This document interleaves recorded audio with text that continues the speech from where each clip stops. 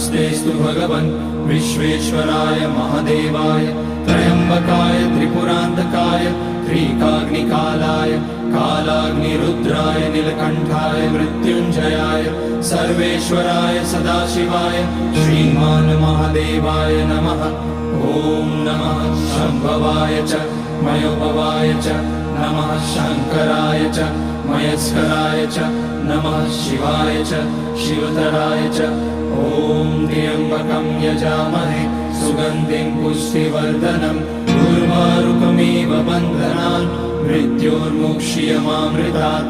नागेन्द्रहाराय त्रिलोचनाय भस्माङ्गराय महेश्वराय नित्याय शुद्धाय दिगम्बराय तस्मै नकाराय नमः शिवाय।